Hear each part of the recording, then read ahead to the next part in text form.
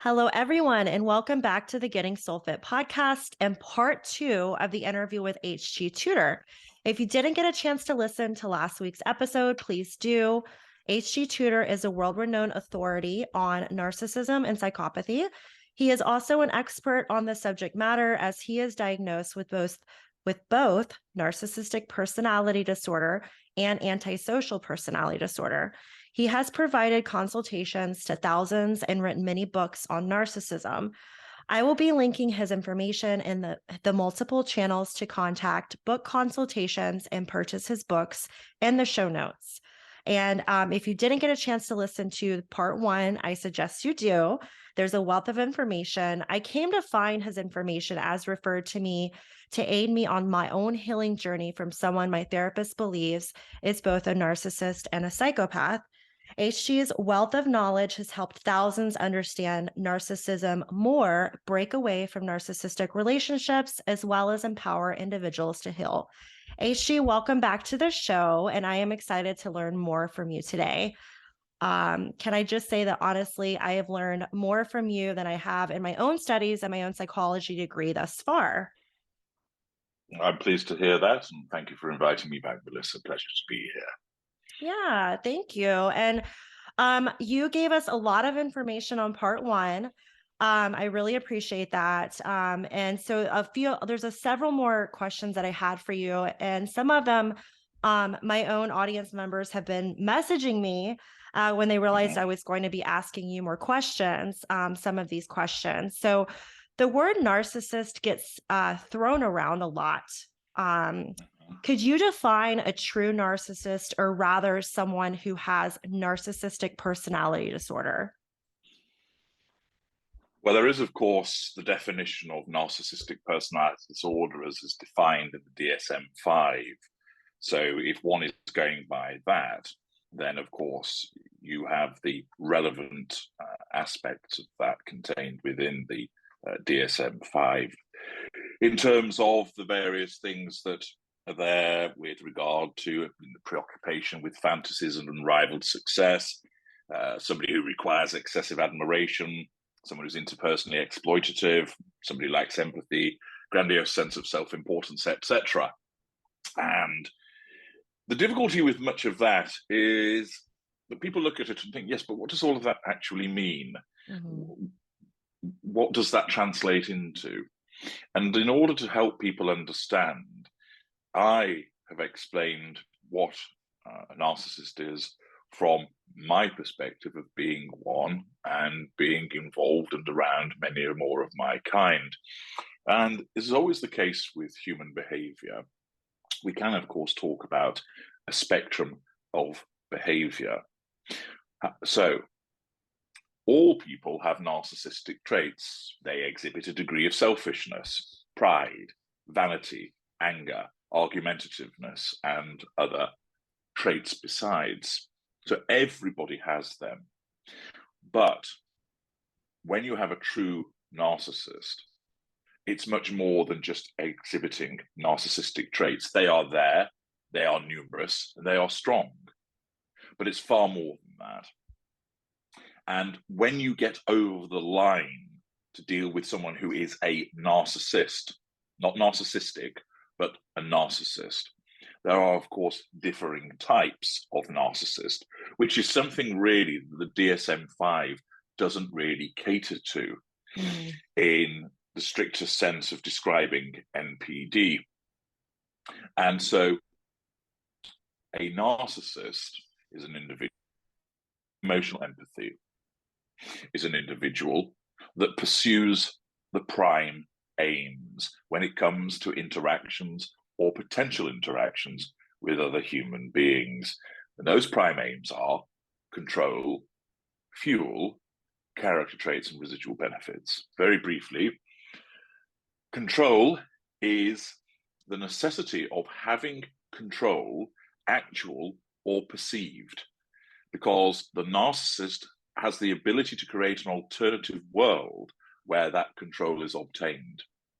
So, for instance, I could say to somebody, oh, be a star and go and get me a cold beer, would you?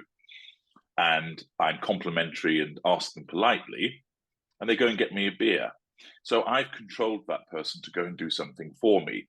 Or I could say, do you think you could stop yapping while I'm trying to watch American Psycho? Otherwise, I won't be very happy with you.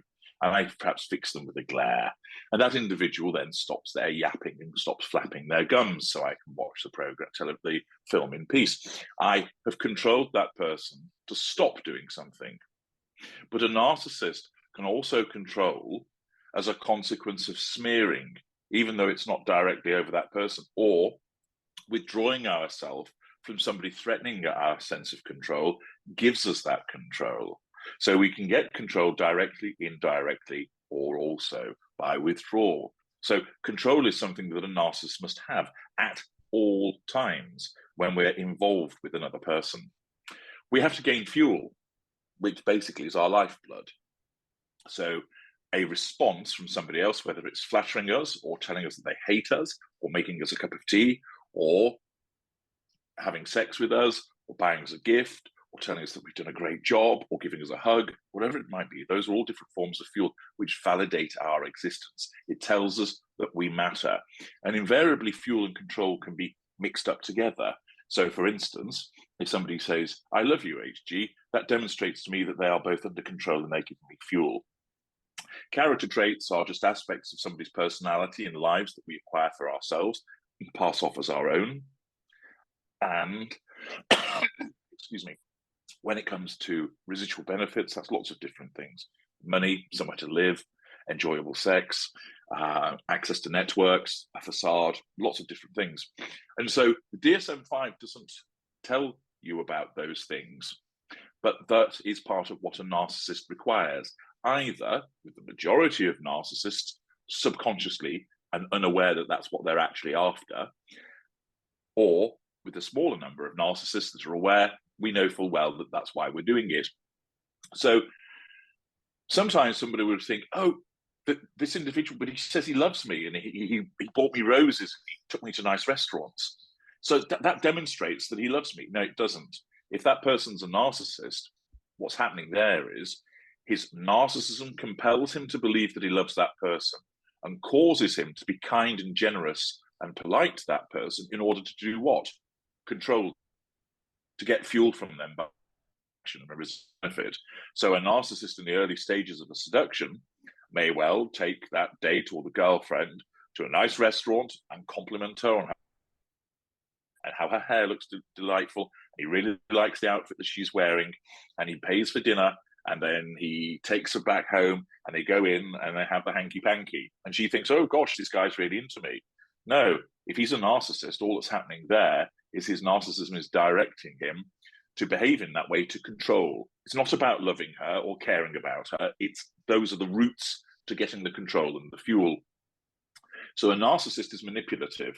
Whenever we are involved with another person or contemplating it, there is a manipulation taking place. We do not suspend our narcissism.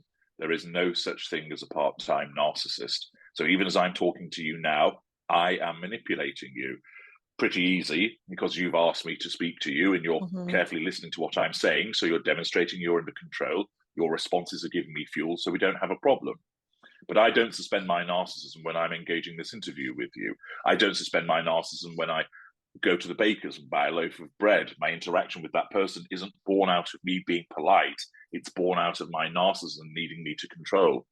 So everything that the narcissist does when it comes to another person is linked to one or more of the prime aims. And that's something the DSM doesn't give you. As part of the pursuit of those prime aims, we are manipulative, which is picked up on the DSM-5. Some narcissists act in a grandiose manner to get to those prime aims. All narcissists have an absence of emotional empathy to get to those prime aims. Some narcissists exhibit fake or cognitive empathy to get to the prime aims, where the narcissist is exploitative with regard to interpersonal relationships. What's all that about? It's to get to the prime aims, where there's a requirement for excessive admiration. That doesn't happen with every narcissist, but where it does, it's again to get to the prime aims. So a narcissist is someone who's manipulative, exploitative, needs the prime aims, and has no emotional empathy. And those are the key aspects when you're dealing with someone who is a true narcissist. That's really, really important. You guys listen to that, because I found that there's a big difference between cognitive empathy, as you stated, HG, which is, fake empathy or pretending to be empathetic, versus emotional empathy. There's a huge difference. And I know that previously, in my own dealings with someone I believed and my therapist believed was a narcissist, I got confused a lot of the times, because I was like, this person seemingly understood how I felt, but continued bad behavior, right? And I came to learn that that was because that was cognitive empathy. So another question that I get asked a lot, and questions that I've wondered myself, because there's so many different thought processes when it comes to what defines a psychopath versus a sociopath. What are your thoughts on that? And can you define those? Well, psychopath and sociopath aren't actually diagnoses of themselves. Because, as you know, it's antisocial personality disorder. And so, but it's easier to describe somebody as a psychopath, and that's why I use the term. A general distinction is to suggest that psychopaths are born and sociopaths are made, and that there is that kind of difference there, that sociopaths can present more in a sort of somewhat skittish, more haphazard way, whereas your psychopath is a lot sort of cooler and removed. I have found, though, in my experience, that with certain clinicians, etc., they tend to use the terms interchangeably and don't really sort of stick to any clear definition. So they will talk about someone having antisocial personality disorder and therefore is a sociopath, and then they'll later on say they have antisocial personality disorder and they are a psychopath. So I've witnessed instances where they'll use them interchangeably. So if we look at it that way and say basically it's an all-encompassing term, so essentially that somebody who has antisocial personality disorder is both psychopath and you could also call them a sociopath, then with that you've got an individual who it tends to show impulsivity and is consistently irresponsible. There's no remorse, but that's similar that you'll find with a narcissist. There's no remorse there. The psychopath or sociopath is deceitful, but so is a narcissist. There's sometimes there'll be law breaking, but again, not always. There's often a reckless disregard for their own safety or the safety of others. One aspect also is the way that fear is processed. So a narcissist experiences fear. Indeed, fear can compel the narcissist to pursue the prime aims, whereas somebody with antisocial personality disorder processes fear in a different way so that it's not picked upon and recognized. So, for instance, in a very simple way, I don't experience fear because I'm a hybrid of both narcissist and psychopath, antisocial personality disorder, and I don't experience anxiety. So I have that more sort of remote, cold, clinical approach. I don't need the fuel to the same extent that a narcissist does. I still need it because of my hybrid qualities, but I don't need it to the extent that a narcissist does. And another way to help people understand is that at the heart of a narcissist or somebody with antisocial personality disorder is an emptiness. There's an emptiness behind what you see. The narcissist subconsciously fights against that emptiness, trying to fill it up with the fuel, fighting against that sensation. A pure psychopath embraces that emptiness, is content with actually that emptiness, doesn't care that people might witness that emptiness. They don't need fuel, you see. So a distinction between the two is that a narcissist would fight against that compared to a psychopath that embraces it. And so you will have lots of similarities. Many people that have antisocial personality disorder will have strong narcissistic traits. They might not hit the definition consistent with narcissistic personality disorder, but you'll invariably find if somebody has antisocial personality disorder, they will show significant narcissistic traits as well. And indeed, the two conditions do have some degree of overlap. But as I say, the distinctions really are the processing of fear, to some extent to do with impulsiveness and compulsive behaviors, to do with the way that the emptiness is regarded and embraced. So there are similarities between the conditions, and then there are also some differences too. Okay, that does help clear things up. Thank you. What would a narcissist look for a potential fuel source on social media like Instagram or growing by popularity TikTok? And the reason why I'm asking this specific thing is that, a lot of us do have social media, and I've had other people ask me that in my personal experience, how was I found, and all these other questions. A lot of it does link back to social media. Well, I think, to be clear, what people need to understand is that the moment that a narcissist interacts with you, you are now in the narcissist fuel matrix. And the fuel matrix, and you can learn more about this in my excellent book, Fuel, explains that you have rankings. And so you have tertiary sources, least potent fuel, secondary sources, moderate potency, and then the primary source, most potent. And so if you don't know the narcissist, okay, and so the narcissist comes across you, your social media profile, and strikes up a conversation with you through messaging, at that juncture, you are a tertiary source. So you're already in the narcissist fuel matrix. Your fuel isn't very potent. And let's say you're messaging, so you're not giving a lot of fuel either, because it's just through the written word. Now, the narcissist, either subconsciously or consciously, is looking to control you. No problem there, because you're having a pleasant conversation. Fuel needs to be obtained. Your responses to the narcissist message are providing fuel. It might not be the case that character traits and residual benefits are particularly being pursued at this juncture. But what the narcissism will also potentially be considering is, could you be a bigger prize than a tertiary source? Now, it might be that the narcissist is in the golden period with his girlfriend, the intimate partner primary source, which means he is not looking to seduce you in a sexual or romantic sense, because he has only got eyes for his IPPS. She's in the golden period. She's wonderful. So therefore, the conversation with you is likely just to remain polite, and you might just stay a tertiary source. You have a one-off pleasant discussion, that's the end of it. Why? Because the narcissist doesn't need to promote you, because he's got a fully functioning, brilliant IPPS, and therefore he doesn't need to replace her. But let's say she is in devaluation, which means she's painted black.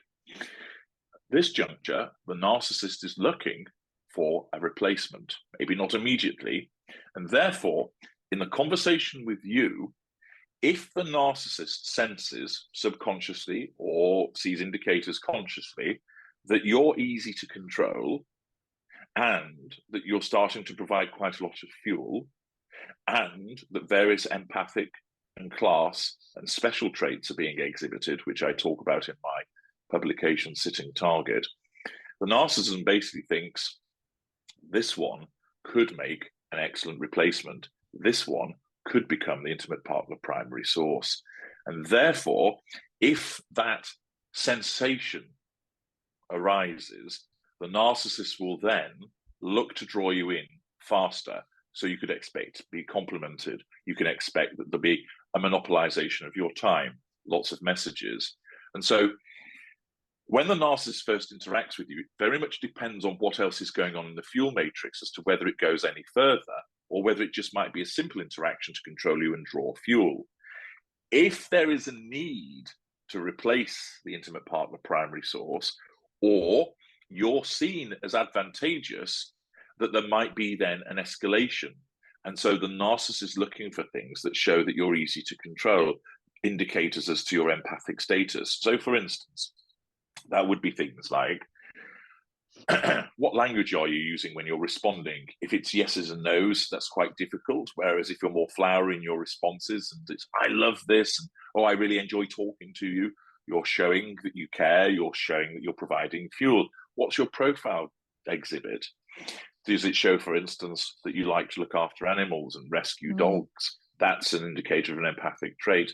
Perhaps you've been recently bereaved and you've wished your father happy heavenly birthday. There's a vulnerability that the narcissist could exploit. Are you involved in charitable activities? Those are also often indicators of empathic traits. The language that you use and the way that you respond to people.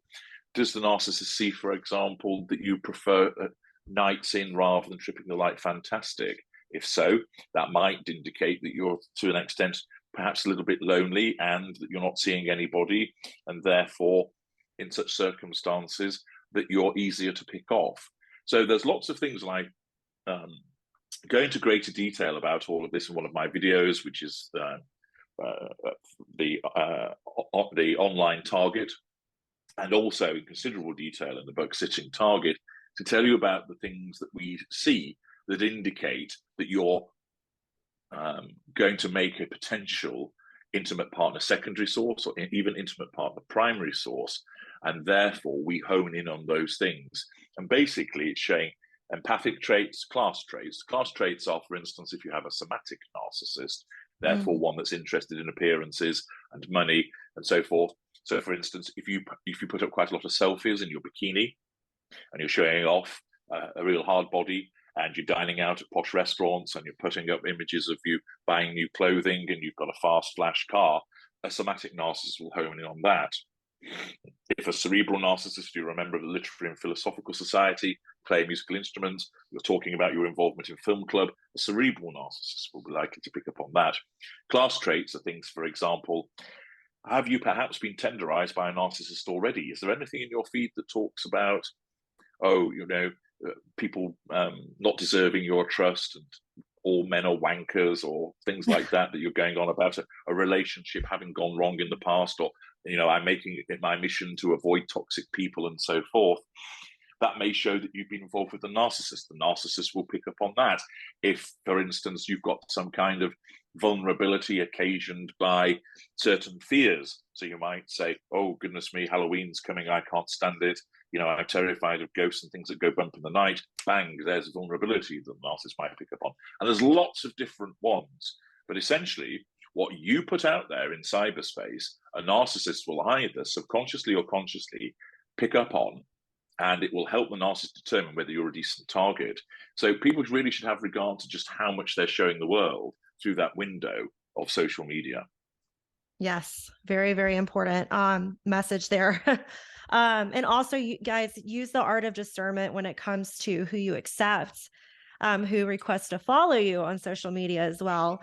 One of the terms that we hear a lot, and people don't know unless they have dealt with an actual narcissist, is how hard it is to heal from this form of treatment. So can you kind of cover what is silent treatment? Okay.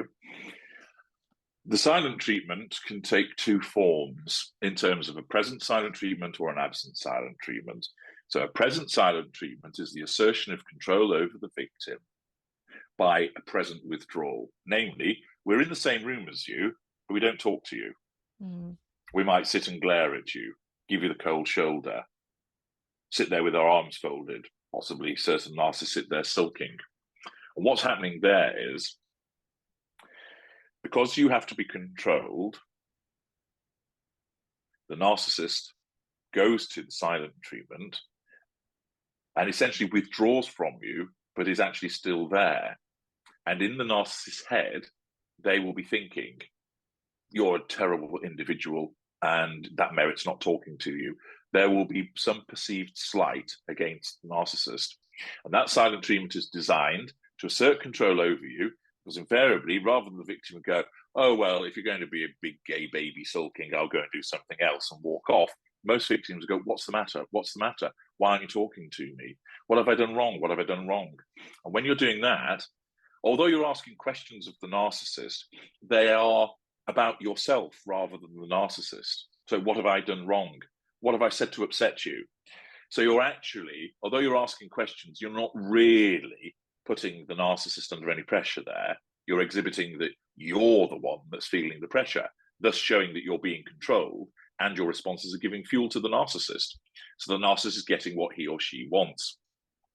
An absent silent treatment is where the narcissist walks off and withdraws from you, which again is a form of assertion of control, and then goes off and does something else. Now, what many people do, however, is that they confuse a situation where they have been shelved for a silent treatment. When you are no longer on the radar of the narcissist, you simply don't exist. So sometimes where, for instance, let's say you're not living with the narcissist, but you're boyfriend and girlfriend, so you go around to each other's houses and meet up and so forth, all of a sudden you find that you try to call the narcissist and your number has been blocked, and you go around and they won't open the door. When you turn up and knock on the door, if they're there, they're giving you, in effect, a present silent treatment because they're ignoring you. When you walk away, the silent treatment has, in effect, ended because you've gone off the radar and you've gone back onto the shelf and the narcissist isn't considering you. And then what might happen is you then try and get in contact with the narcissist and find that you're able to ring up. Your number hasn't been blocked. However, the narcissist doesn't answer the phone. And assuming that they've seen that you ring, again, that's giving you a present silent treatment when they ignore your telephone call. But then afterwards, because they've asserted control over you through staying in that position of withdrawal by not answering the telephone call, and you don't ring again, you disappear off the radar. And the narcissist isn't there thinking, I'm now going to give this person a 2-week silent treatment. But often the victim thinks, I've been subjected to 2 weeks of silence. They've deliberately not spoken to me for 2 weeks. No, it's only when you come up on the radar, again, by you trying to get in touch with the narcissist and find that the narcissist is ignoring you, that the silent treatment, a fresh one, starts. And then you back off, you go back onto the shelf, the narcissist isn't engaging with you. So often people confuse being placed on the shelf with a silent treatment. Indeed, sometimes victims think, oh, I've not heard from him in a week, he's given me the silent treatment. Not necessarily so. The narcissist hasn't considered you at all. You have to be considered to be given the silent treatment. So if you're in the shelf dynamic with a narcissist and the narcissist is focused on other people and not you, and you've not heard from the narcissist, you will often think, I'm being given a silent treatment, but actually you're not. You're on the shelf. You don't exist as far as the narcissist is aware. And if in that 1 week period, you haven't attempted to get in touch with the narcissist, then you've not come up on the radar. So there's no need for the narcissist to deal with you. And the narcissist hasn't thought about you because they're focused elsewhere. It's only when you come up on the radar and the narcissist chooses not to interact with you that you're being given a silent treatment. But the purpose of a silent treatment goes back to the prime aims once again, and is designed to assert control and draw fuel in certain instances. Wow. Yeah. Wow. So even if someone is, say you're the romantic partner, a narcissist can put you on the shelf and not even consider it like it's silent treatment. Exactly. The victim invariably thinks, oh, I'm being given a silent treatment. Yeah. But what happens is when you have the shelf dynamic, so the narcissist is watching television and he sees an actress that reminds him of his girlfriend. She's on the radar. His narcissism asks, is the girlfriend under control? Yes or no? This happens in the subconscious. He has no information about his girlfriend. Therefore, it's assumed she's not under control. And so the narcissism then says, well, we need to get your girlfriend under control. Okay, shall we hoover her, i.e. send a message? And invariably, the narcissist, because it's easy to do that, sends her a message, hey, how are you doing? And she replies, oh, good to hear from you. What are you up to? And they have a text exchange. He's just taken that person off the shelf and has interacted with her in a 15-minute text exchange. It then naturally ends, perhaps saying, maybe see you tomorrow or whatever. She's back on the shelf and she's forgotten about. Now, the following day comes, she anticipates that he's going to get in touch because he did make reference to let's hang out tomorrow. However, he's now focused on Annie No-Knickers, somebody else at the office, or he's playing football with his mates and gone to the pub. And because his mind operates in a different way to a non-narcissist, he doesn't think to himself, oh, yes, I said yesterday that I would do something with my girlfriend. I better give her a call. He's completely forgotten about her. She doesn't exist because there's nothing reminding him of her existence. So if she sits there and doesn't bother getting in touch with him, she then thinks, oh, he's not called. He's given me a silent treatment. No, he hasn't. She sat on the shelf and he's just occupied with other appliances. If she texts him and then says, hey, where are you? I thought we were hanging out. She's now challenging him because she's telling him that he's done something wrong. His narcissism will say, is the girlfriend under control? No, she's not. She's querying, she's questioning the narcissist. Therefore, she's challenging the narcissist, threatening a sense of control. We must nullify that threat to control. How should we do it? Well, it might be that he sends a message back going, oh, really sorry, something came up at work. Perhaps see you tomorrow instead. I'll give you a call in the morning. Comfort crumb is given to her. Fobs are off. Possible future faking, saying that he'll call tomorrow, using the future to control the now. Or his narcissism might cause him, because he's too busy focused on Annie No-Knickers, to say he doesn't even reply to his girlfriend. He's given her the silent treatment at that point because she's come up on the radar with her text message. Her text message threatens his sense of control. The narcissism determines, rather than hoover her to assert control or do so indirectly by smearing her, we'll just go to the third assertion of control, stay in a position of withdrawal, and he doesn't answer her and gives her that short, silent treatment by failing to reply to her text. She doesn't get an answer, so she sends another one. Why are you ignoring me? That again is threatening his sense of control. The narcissism could either hoover her, smear her, or again, he just stays in a position of withdrawal and doesn't answer her message. She gets another silent treatment. Then, shortly thereafter, he's focused on other people she's forgotten about. She's staying on the shelf. And so the dynamic can go on in that way. And so often people think that they're being given an elongated silent treatment when they're not. It's punctuated silent treatments that are occurring, because a silent treatment will only occur as a consequence of you coming up on the narcissist's radar and the narcissist selecting, consciously or subconsciously, to ignore you. Then once that's done and control has been obtained, job done, you disappear into the ether until you come back again. Wow. Okay. What can you go over a couple other mind games that a narcissist will play on a primary source of fuel? And there's lots that narcissists would engage in. A common one, of course, is to distort your reality and cause you to question it through gaslighting. And most of the time, that's actually done subconsciously by a narcissist, which many people struggle to grasp and think, no, they know what they're doing. But what happens is this. You say to the narcissist, would you pick up 6 bottles of champagne on your way back for the dinner party this evening? So the narcissist goes off, and because he has no sense of accountability and a sense of entitlement to do what he wants, he goes off and he plays football with his mates, and he completely forgets to get the champagne.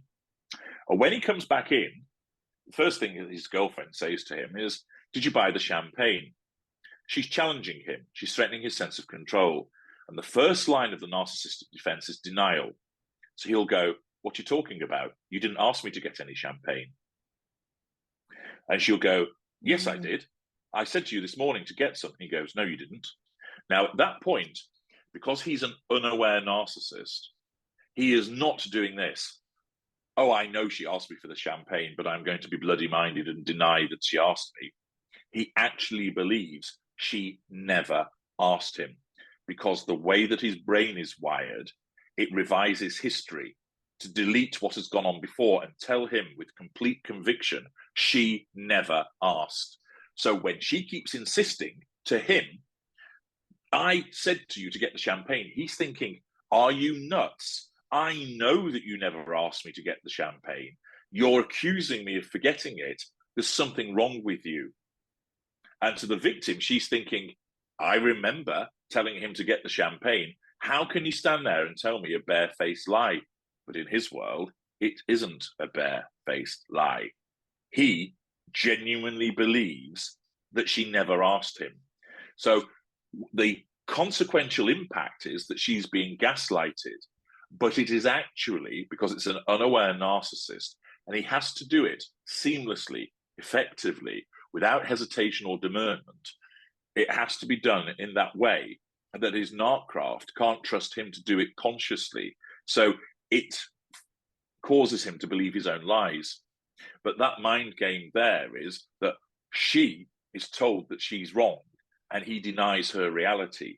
And the reason is that he is functioning in an alternative reality, which is created by his narcissism. Because remember, and this is something that many victims struggle with, because they think that their reality is the reality. It isn't. It's just one form of reality. Everything that you see, hear, taste, feel, and smell is an interpretation that your brain places upon the signals. Your brain repeatedly tricks you. But you, as a non-narcissist, Melissa, and as Homo sapiens, you've evolved in a very similar way to hundreds of millions, if not billions, of other people. Okay? So an example of the way that your mind plays tricks on you is that on the grassland, tens of thousands of years ago, your ancestor would look out of the corner of his eye and see a snake, so he'd run away. And when he looks back at a safe distance, he sees it was a stick. But he's absolutely certain he saw a snake. Why? His brain told him he did see a snake, so there was no hesitation. He retreated. He didn't take the chance of, is it or isn't it? Similarly, when you're being pursued by something, your vision naturally tunnels automatically, so you focus on your exit, and you're not distracted by a pair of beautiful Louboutin shoes while you're being chased by a lion. So you go, ooh, shoes, and stop, and get eaten by the lion. Again, the world isn't actually tunneling. Your brain makes it seem like it is, as a self-defense mechanism. And narcissism is similar. It's a self-defense mechanism. So what happens is you have the reality, which is a shared reality by most people on the world, which therefore becomes labeled the reality. And then you have where the narcissist occupies, which is the narcissist's reality. But to the narcissist, that is the narcissist's reality. And what happens with victim and narcissist is they will witness similar events, but from different perspectives, which then results in the accusations of mind games. But it's only your aware narcissist that behaves in a Machiavellian fashion, that knows that they're lying and deliberately lies. And so an aware narcissist knows that he didn't go and get the champagne, and he knows he was asked to do it, but he's able, with complete conviction, to say, no, you never asked me. No, I think you're forgetting things again, my dear. He knows that he's lying because he's an aware narcissist, but most narcissists are unaware. And many people really struggle with the concept of he must know what he's doing. No, because if he did, where he's an unaware narcissist, his narcraft isn't fast enough to implement it straight away. Take, for example, if I jab a sharp stick towards your face, towards one of your eyes, you do not do this. Oh, HG's jabbing a sharp stick towards my eye. That could blind me. I think I'd better move my head back and swat the stick away. You don't do that. You just immediately jerk your head back and push the stick away without thinking. You touch something hot, you don't go, ooh, that hurts. I think I better lift my hand off this because it's burning me. You just go, ow, and reflect, and as a reflex, remove your hand from it. It's similar with the unaware narcissist. They will tell those lies as a matter of it being their truth. So they do so with complete conviction. That's why narcissists will return after an argument and act as if nothing has happened, because in their reality, nothing has. Because of compartmentalization, the blazing row that they've just had with you, they walk out to assert control over you by withdrawal. When they come back in, reset buttons press, hey, how are you doing? And you're sat there thinking, he's got a cheek asking me that after all the things he's just said to me. What he's just said to you is forgotten about. It's gone in the waste bin. But then when you bring it back up and say to him, why are you being nice to me now? You get a puzzled look. And the reason you get a puzzled look is he can't understand why you're being aggressive. Why? His narcissism has deleted what went on before.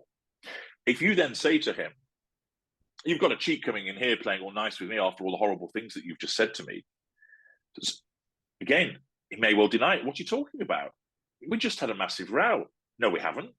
And you're thinking, he must be nuts. That was 10 minutes ago and he's already denying it. Other narcissists may well turn around and go, oh, don't, hey, I'd had a bad day. Forget about it. And they just dismiss it and deflect from it instead.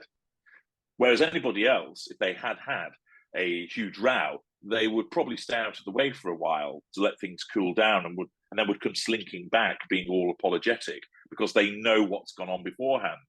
But with the narcissist, again, one of the mind games that's played, but it's generated when it's an unaware narcissist as a matter of instinct, is quite simply this. To come back and act as if nothing has happened, because in their world, nothing did. It's like they're meeting you for the first time. Wow. One of the questions I get, and this is something I used to wonder too, I don't as much anymore, but one of the questions I get a lot is unaware or aware narcissists. I mean, I'm assuming the aware narcissist does, but does the unaware narcissist know when they are hurting you? Yes and no. Some unaware narcissists don't even have the awareness of what they're actually doing. And so you could start crying and they look at you genuinely confused as to why are you crying, because they don't realize that what they're doing is causing a problem for you. Those are the lesser narcissists. A mid-range narcissist knows that they're hurting you, but you deserve it. So invariably what they will do is they will say, I know it upsets you when I don't speak to you, but if you didn't nag me so often, I wouldn't need a timeout. And so with the mid-range narcissist, they know that they're engaging in a behavior that's problematic, but it's your fault in some way, therefore you deserve it. Now, is it your fault?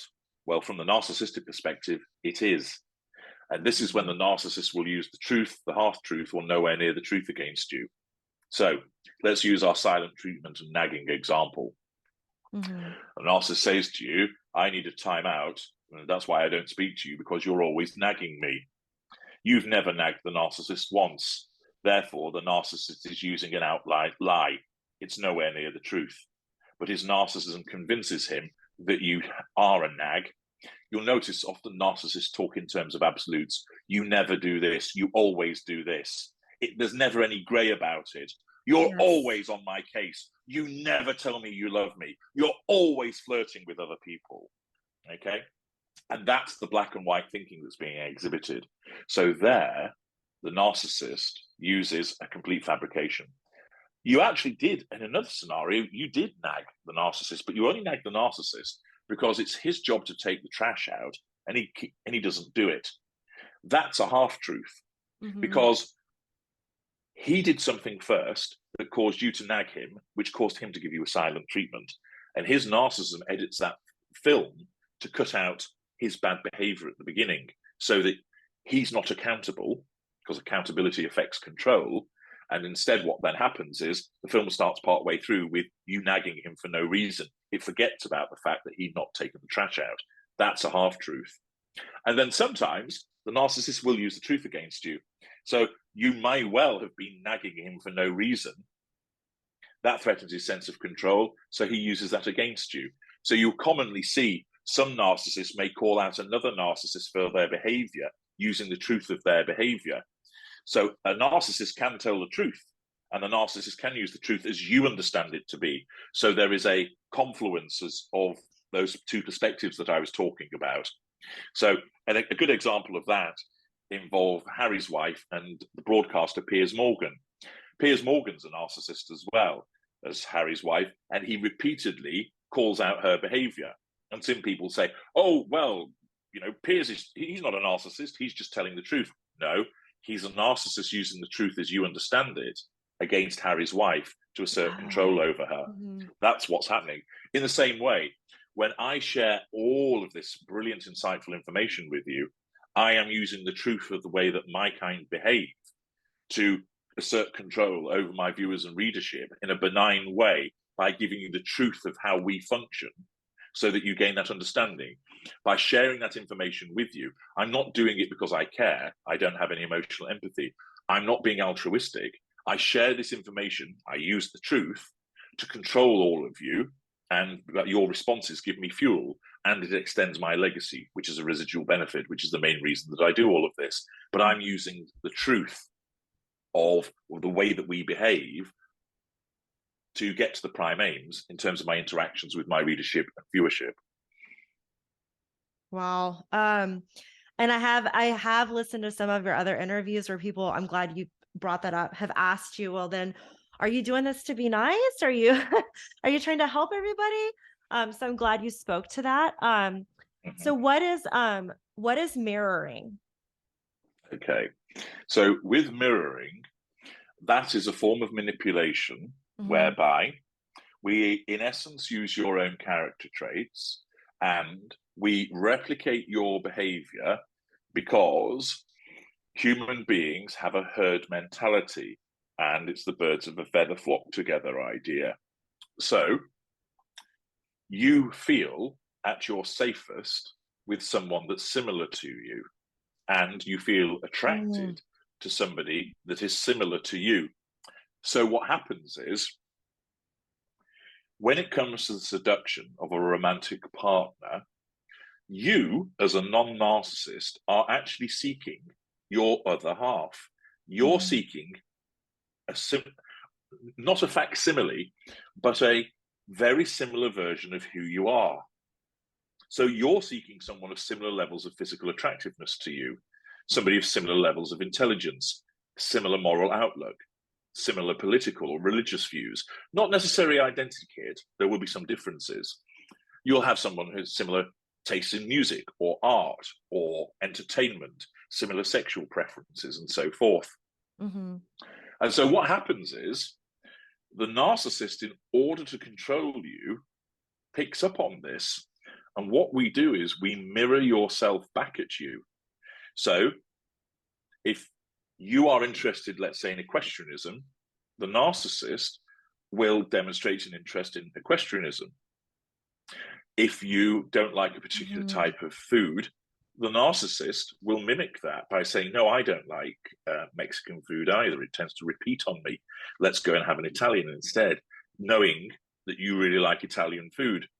And so the narcissist will sometimes mirror your own body language, mirror your likes and dislikes, mirror some of your behaviors, mirror your views, because then you are actually subconsciously falling in love with yourself, which sounds quite ironic because that sounds very narcissistic, but it's not, because it makes absolute sense. Because if you have somebody that's similar to you, your relationship stands the best chance of success. So what we do, shapeshifters that we are, is come along and mirror your characteristics and traits back at you, so you're more attracted to us, which makes you easier to control, draw fuel from, etc.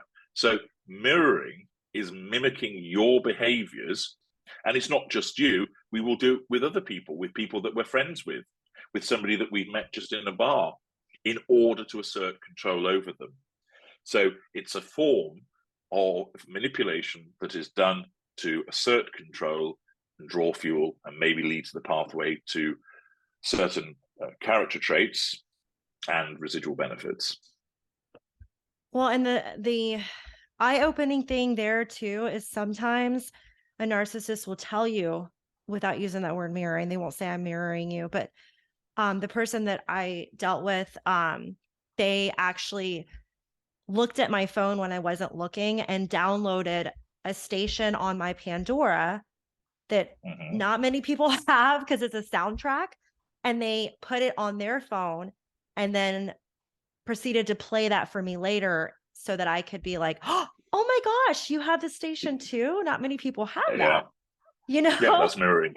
That's mirroring. Right. They later and they later admitted that they, and I remember thinking that felt uneasy to hear that, but my emotional brain, right, was like, oh, that's so sweet. You really liked me. Exactly. And why would you think anything other than you think this person's taking an interest, and hey, they like the same type of music as I do, or same radio station? That's really great, and that's quite niche. Oh, what a marvelous serendipity. Yes, and synchronicities.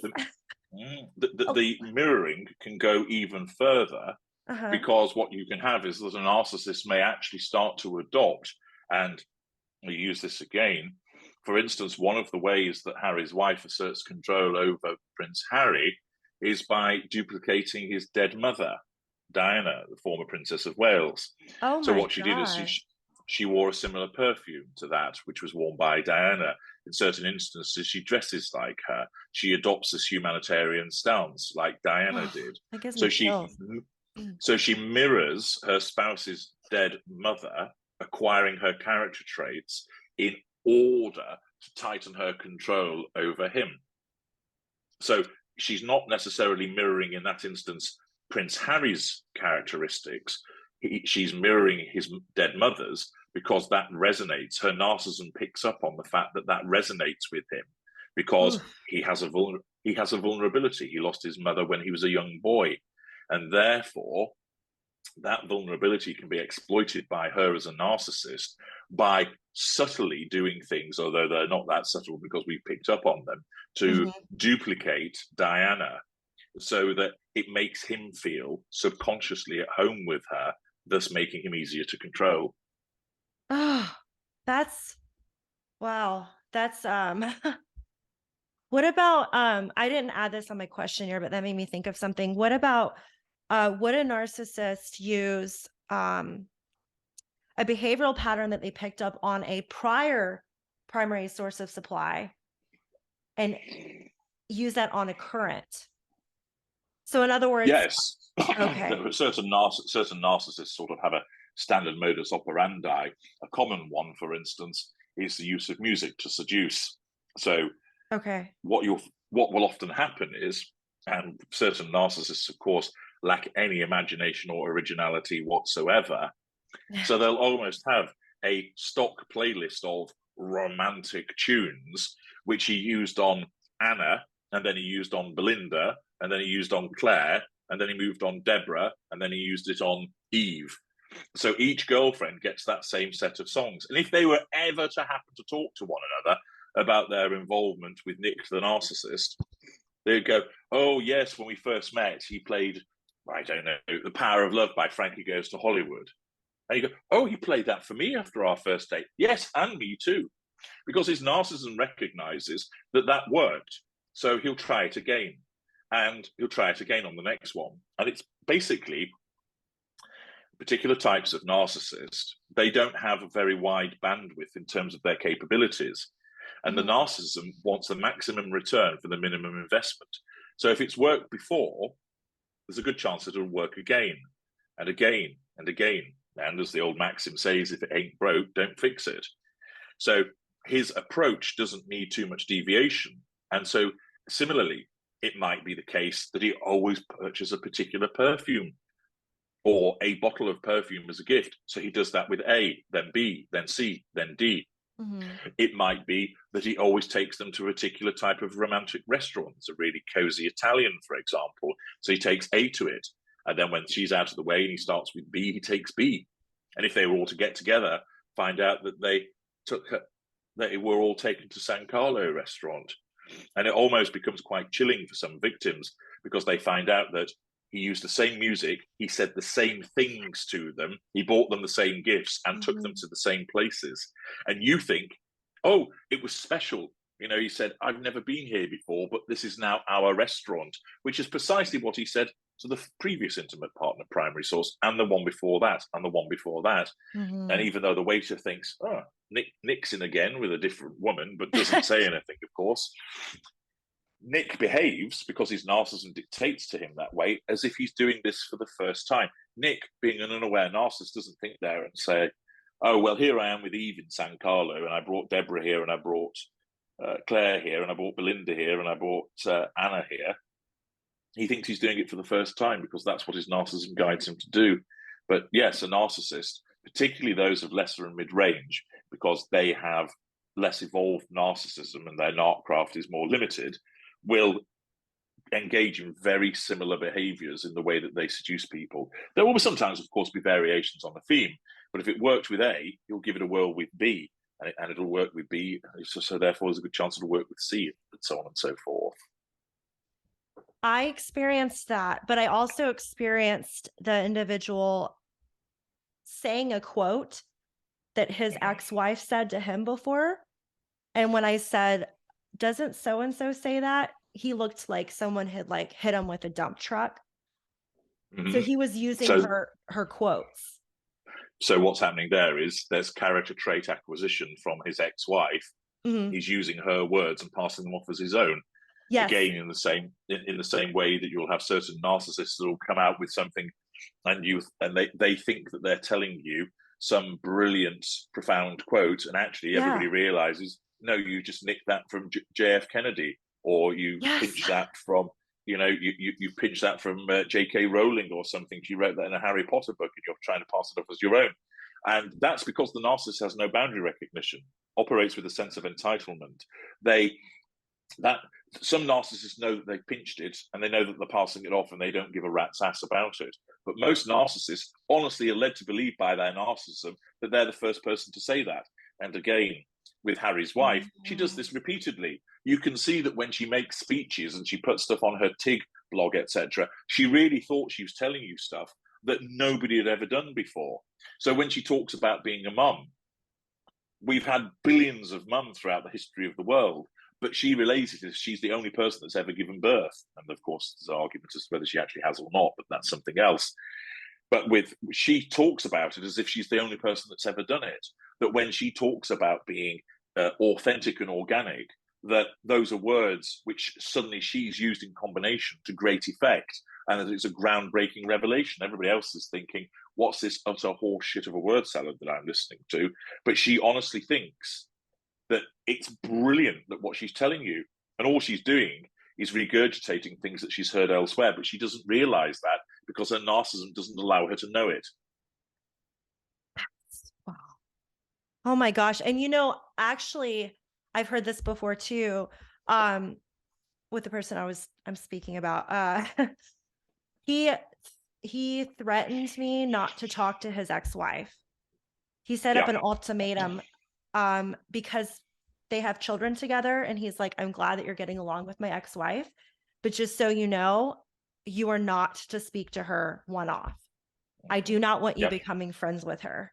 And I found that to be really strange, because wouldn't you want someone around your children that's met your children to get along with the mother of your children? But later I found out, it's because he didn't want me finding things out. But So at that juncture, you're painted white, the ex-wife's painted black. She is Satan. So everything about her is a potential risk to his control over you. Therefore, his narcissism says, you have to assert control in this moment over Melissa and also the ex-wife. So he does it this way. He issues that diktat to you, do not contact my ex-wife. That's him asserting control over you directly. And at the same time, he's indirectly asserting control over her by triangulating the two of you together. When you would go, okay, no, I won't do that, you signal that you're under control, and you've also afforded him subconscious control of his ex-wife because you've agreed to do what he wants and stay away. And therefore, the potential threat that she poses as painted black won't manifest because never the twain shall meet. It isn't because he stands there thinking she has got a list as long as her arm of all the terrible things that I've done. He actually, what he thinks is she's unreliable and treacherous and she'll spoil this relationship, because that's what his narcissism is telling him about her, because she's painted black. Remember, he has no accountability for his behaviors.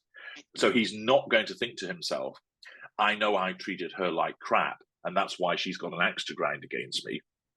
He doesn't think in such terms. It's simply, she's the enemy. She is not to be believed. She's painted black. She's a threat to your control over Melissa. She's going to try and destroy that relationship. Therefore, you must keep her away. So it's not done on a specificity or particularization. He'll invariably say, you don't want to listen to anything that she says. She's envious that I've moved on and found somebody new. You don't want to listen to anything that she says because she abused me in the relationship. That's a common thing to talk about the abusive ex. And I have a video about that, the abusive ex syndrome. Yeah, not so many words. Yes. He was concerned she would she was going to manipulate me Yeah, somehow. because in his world, he's the Uh, victim of the manipulator. She's the manipulator. He's the victim. oh gosh. Oh my goodness, that's a lot. That's okay. That makes sense though.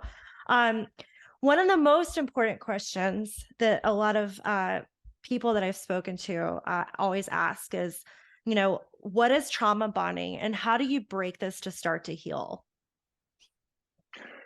Trauma bonding is actually just a manifestation of what I explain is the addiction between the empathic victim and the narcissist. So trauma bonding is just a strand of the addiction. Empathic people have an addiction to narcissists. And that addiction means that you're drawn naturally to want to be with the narcissist, even though it's not in your best interests. And your addiction manifests basically with a triple threat. One, it causes you to apply flawed logic. So you think you're doing something sensible when you're not. It corrupts your various empathic and narcissistic traits to cause you to involve yourself with the narcissist. And thirdly, it makes you feel a particular way. I call it the battery of feeling, so that it's charged up, so that you feel angry about the way that you've been treated. So you go and immediately have an argument with the narcissist. That has caused you to interact with the narcissist, which is what your addiction wants. Your addiction wants you spending time with the narcissist, communicating with the narcissist, doing things in relation to the narcissist, talking about the narcissist with other people, and thinking about the narcissist. Those are the 5 arenas of interaction. Trauma bonding is just a manifestation of the addiction. So that what happens is that you have had a regularity of involvement with the narcissist because of your addiction, and that addiction wants you to continue doing it. So that people talk about that the trauma has bonded you to the narcissist. It hasn't. Your addiction is what binds you to the narcissist, and trauma bonding is just a sliver of that addiction. The addiction basically causes you to take leave of your senses and causes what's called emotional thinking. So you're governed by bad decision making. So, for instance, many people, the narcissist ends the relationship and is running around town with a new lady. And therefore, that victim thinks, I need to go and speak to him and find out, why did he dump me? Why did he not tell me it was over? And why is he going around with her? What she got that I haven't? Wrong. Although that seems logical, your truth seeker trait is being corrupted to compel you to go and seek answers from the narcissist. Because when you go and seek answers from the narcissist, you are physically proximate to the narcissist, and it feeds your addiction. So the addiction cons you by using emotional thinking to make you carry on interacting with the narcissist. It cons you by making you do things. So you go and see the narcissist, or you send a text message to the narcissist, or you go online and snoop on what the narcissist is up to, or makes you go and chat with your friends about the latest piece of shithousery the narcissist is engaged in. Or it has you sitting there thinking, why did you do this? Why did you do this? Whenever you do any of those things, you keep feeding your addiction. And the more you feed your addiction, the more your emotional thinking increases, which means you're more likely to keep using emotional thinking and not use logic. So you get stuck on the narcissist wheel of misery. You involve yourself with the narcissist, up goes your emotional thinking. You don't use logic, so you involve yourself more with the narcissist, which increases your emotional thinking. You don't use logic. You continue to interact with the narcissist, and on it goes. How do you deal with it? You implement a total no contact regime. So you stay out of those 5 arenas of interaction. It's hard because what happens is that addiction is going, hooey, I want you to go and spend time with the narcissist. So I'm going to convince you that you need to go and ask him why he's done what he's done to you. And rather than you go, no, that's a breach of no contact, I'm not doing it, you think, yes, that's a sensible thing. I will go and see the narcissist. Boom, you've just given in and you fed your addiction. And then you end up feeling upset and you're not moving forward. You have to go through the turbulence of your emotional thinking, making you feel anxious and fearful and angry and lamenting and hurting. But then, as you lower your emotional thinking, those feelings will fall away and you'll start to use logic. So all of a sudden, you'll see it for what it is. And you basically have what I call crossing the emotional sea, where you are trying to use logic, but your emotional thinking is so strong it often overwhelms and engulfs you. So you make mistakes and then go back to square one. And what you have to do is fight and fight hard. And when I consult with people, this is one of the main things that I teach people with a variety of techniques, how to master that addiction. So the trauma bonding is just part of the addiction. So in a way, talking about trauma bonding isn't particularly helpful. What you have to talk about is your addiction to the narcissist, which you will always have, but you can manage it. And the thing is, your addiction is only a problem when you're around narcissists. Stay away from them. It's not going to be a problem for you. Yes. And, one thing I wish someone would have told me a long time ago was, you will not get closure from a narcissist ever, ever. Correct. Absolutely right. Yeah. You make the closure. Yes. One thing that I always emphasize to the people that I speak with is when they talk about healing and recovering, etc., it's not about dealing with inner childhood wounds. That's a load of garbage. What you have to do is you must take responsibility, because this is your life. And there's only one person that you can control, and that's you. You can't control us. We're designed not to be controlled. And however tempting it is to want to tell us that we're complete douche canoes, or to tell the whole world about this person's behavior, all you're doing is buying into our game again. And if you come on our battlefield, we'll win. And this isn't me saying that we're these completely impregnable, invulnerable, all-conquering machines. We're not. So if you go no contact with us, that's how you win. We absolutely hate it. The only person that you can control is you. So you don't try and enforce boundaries over us. You enforce them over yourself by saying, I will stay away from this person.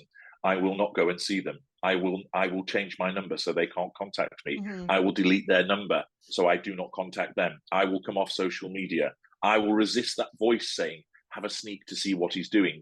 No. That's like being a drug addict and thinking, I'll just have a couple of lines. That'll be okay. The next thing you know, you've snorted 3 grams and it's the next morning you go, oh my God, I've gone and done it again. That's really important, you guys. Really, really important. Yeah. Because it is very, very much, if you've been entangled with a narcissist, it is like an addiction, and any kind of contact, whether it be direct or indirect, checking social media or whatever, if you have to change your number, I had to change my number, block all forms of contact, do it. The quicker you go no contact, the quicker you can start to heal. And I always say, right.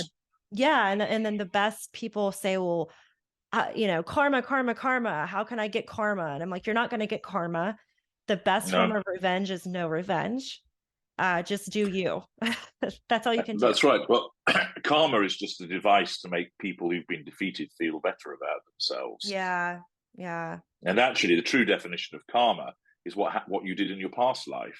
So if you're getting abused by a narcissist in this life, you really have to wonder what you did in the last life to deserve that. Yeah.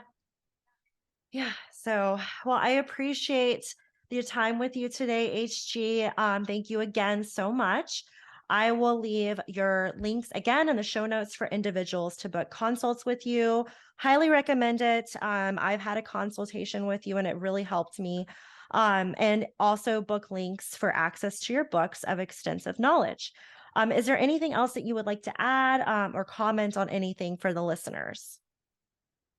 All I would say is that there is an extensive wealth of material that I provide across my YouTube channel, my blog, the Knowledge Vault, and through the various consultations that you made reference to. Use this unrivaled access to my mind. And if you do, and you follow what I tell you to do, you will achieve the freedom that you deserve. If you don't, you'll stay stuck. But this is an absolute golden opportunity for you to tap into the other side and use it to your advantage.